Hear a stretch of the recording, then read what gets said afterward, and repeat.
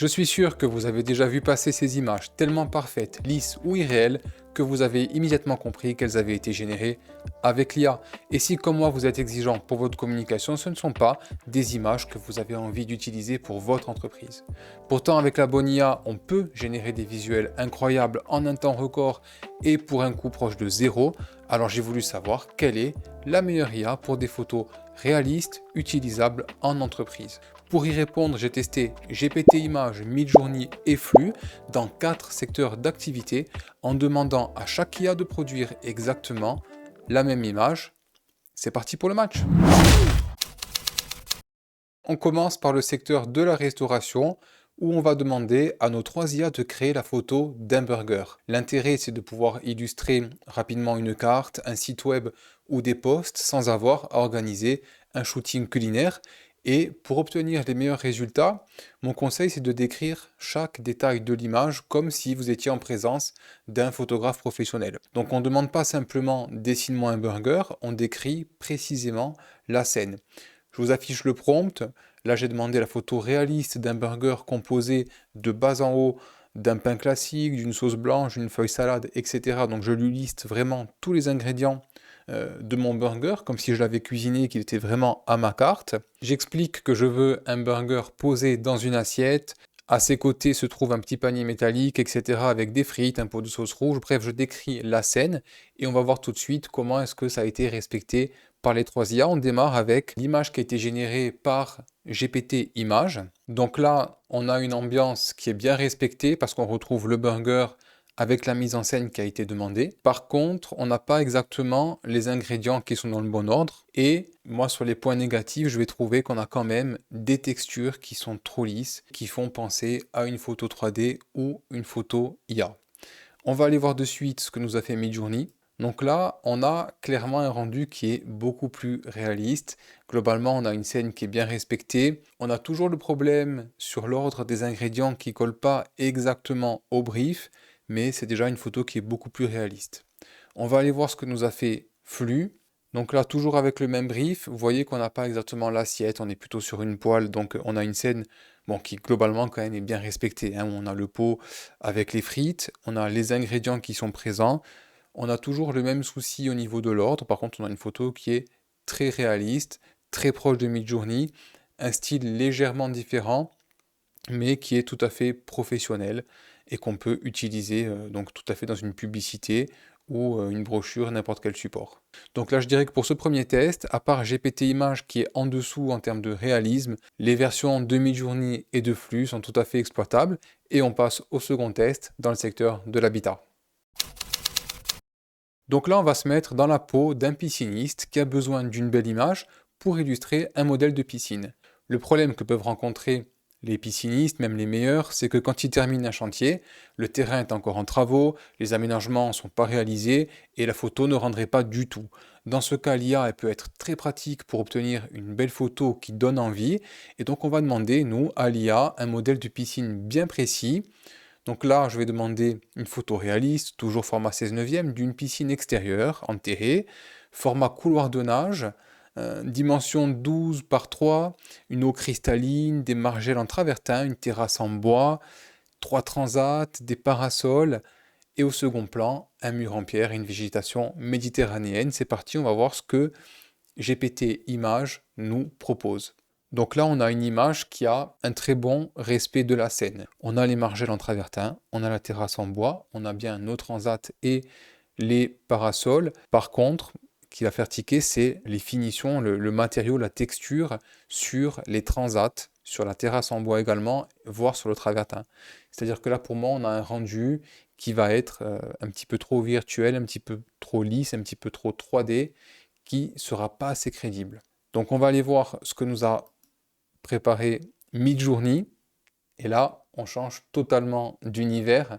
On a un respect de la scène qui est peut-être un petit peu moins précis. Vous voyez que j'ai le couloir de nage sur la gauche, il s'est transformé en espèce de bassin secondaire.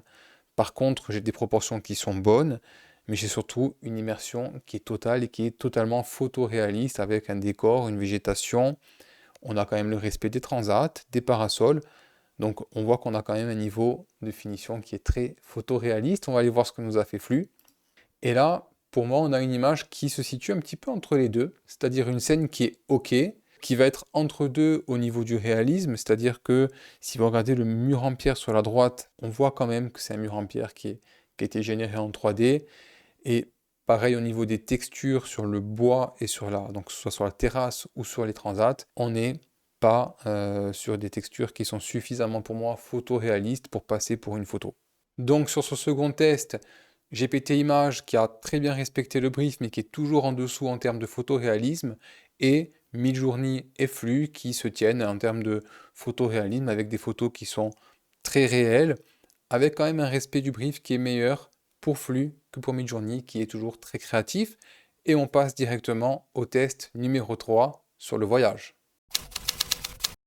Alors on va reprendre le fil rouge de ma précédente vidéo sur la rédaction de contenu avec GPT-5. Si vous ne l'avez pas vu, je vous encourage à la voir après cette vidéo pour apprendre à créer des articles humains et professionnels en 5 minutes, quelle que soit votre activité. Je vous mets le lien en description. L'exemple que je prends dans cette vidéo, c'est celui d'un article de blog pour une agence de voyage qui explique que l'on peut tout à fait visiter le Japon malgré la barrière de la langue. Eh bien, on va demander à nos 3 IA de créer une image d'illustration pour cet article. Ici, on va introduire une difficulté supplémentaire très redoutée des IA, qui est celle d'ajouter du texte aux images. Donc je vais demander une photo dans un avion avec l'écran de divertissement qui affiche un texte précis en japonais et en anglais. Et on va voir tout de suite ce que nous propose GPT Images. Alors clairement, on a un texte qui est très bien respecté. On a bien la version japonaise et la version anglaise de No Smoking. Donc très bien. On a globalement une scène qui est réaliste, qui est respectée. Seul petit bémol sur l'écran qui est pour moi un petit peu trop simpliste, mais globalement ça reste une bonne image et pour le coup plus réaliste que les images précédentes. On va aller voir de suite côté Midjourney ce qui nous a été proposé. Donc là, j'ai un respect global OK de la scène, une photo qui est comme d'habitude avec Midjourney, vous commencez je pense à avoir la patte Midjourney plus créative et en même temps très réaliste. Par contre, c'est un échec total au niveau du texte, où je pense que vous arrivez à deviner sur la droite de l'écran qu'il n'y a ni le texte en japonais, ni no smoking. Donc c'est vraiment, quand je vous disais que le texte chez les IA, ça restait un problème assez important, on est là en plein dedans. Et on va aller voir tout de suite au niveau de flux, ce qui est proposé. Donc là encore, globalement, on a un bon respect de la scène, on a une photo qui peut paraître tout à fait réaliste. Par contre, vous voyez bien que le no smoking, on le devine très légèrement, mais il est quand même mal écrit, on n'a pas les bonnes typos, on n'a pas les bonnes lettres, et on n'a surtout pas la version en japonais. Donc sur ce troisième test, on peut retenir que ChatGPT est très en avance au niveau des textes. C'est une force qui avait été soulignée lors de la sortie de la dernière version qui est GPT Image 1, celui qu'on utilise actuellement avec GPT-5, et ça reste aujourd'hui le seul à être capable d'écrire aussi bien des textes sur une image générée par IA. Allez, on passe directement au dernier test, thématique mode. Et on termine par le cas le plus complexe à gérer pour les IA, c'est celui de dessiner des personnes. Donc on va imaginer qu'on s'occupe d'un site e-commerce qui veut annoncer une promotion sur l'univers des vêtements en cuir. Et comme les collections sont mixtes, on va demander une mise en scène précise avec un homme et une femme qui portent chacun une belle veste en cuir, la femme en marron, l'homme en noir, l'homme assis sur la moto, la femme debout à ses côtés. Et comme d'habitude, on démarre par voir ce que GPT Images nous propose. Alors on a une scène qui est OK, on a bien monsieur, madame, on a bien la veste en noir pour l'homme, la veste marron pour la femme, la moto, l'homme assis, la femme debout, donc on a quand même un respect du brief une fois de plus avec GPT Images qui est très intéressant. On a, chose qui a vraiment progressé parce que ce n'était pas du tout le cas il y a quelques mois, des mains qui sont très bien dessinées, qui sont, j'ai envie de dire, parfaites. Par contre, vous me direz en commentaire si vous êtes OK avec moi, je pense qu'on a des visages qui de suite trahissent l'origine de l'image. On a des regards qui sont pas des très bons regards, on a des peaux qui sont trop lisses, donc on n'est pas pour moi sur une photo qui est exploitable en l'état par rapport à l'image de marque de votre entreprise. Alors pour ce dernier test, je vous montre d'abord ce qu'a fait Flux avant Midjourney.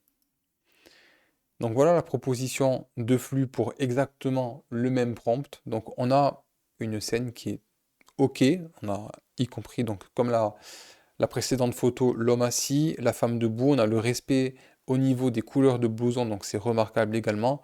Pour moi, il y a un élément qui trahit l'origine IA, ça va être l'écriture, donc la marque de la moto. On reconnaît, ben, en fait, qu'on ne reconnaît rien. C'est ni une marque, ni un mot. Donc, c'est là-dessus, on peut avoir pour moi un élément qui va faire tiquer. Par contre, on a globalement une très belle scène, des très bonnes lumières et une très bonne finition sur les visages qui, franchement, pourrait tout à fait faire penser à une photo réaliste. C'est assez bluffant et voilà, je vois pas comment est-ce qu'on pourrait détecter un quelconque défaut sur les visages de ces deux personnages. On va aller voir ce qu'a fait Midjourney. Je vous dis qu'on le garde en dernier parce que pour moi, ça reste quelque chose d'assez exceptionnel. Cette photo qui est dans un style donc très vintage. On peut bien entendu jouer sur les styles, mais par contre au niveau des personnages, c'est là qu'on a le plus d'âme, c'est là qu'on a le plus de vérité, de réel. Et c'est, je pense pour moi, impossible à ce stade-là de deviner que c'est une photo IA si on s'en tient au personnage.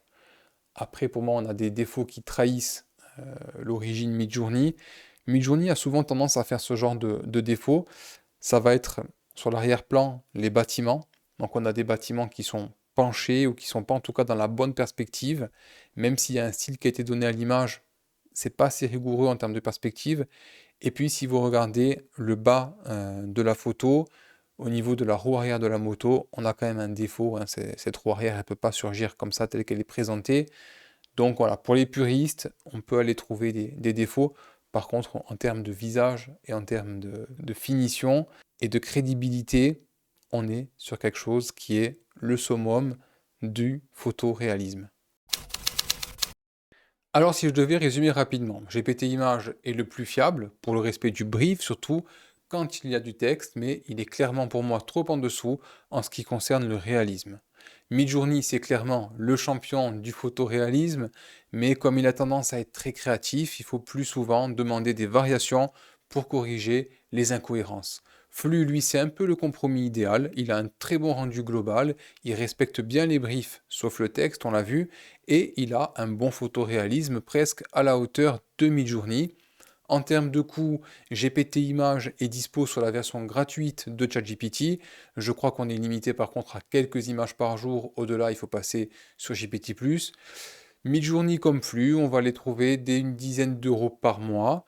Donc mon conseil, si votre budget le permet, c'est de partir sur Midjourney ou flux pour des visuels plus réalistes parce que personnellement, je trouve GPT Image trop en dessous pour un usage professionnel.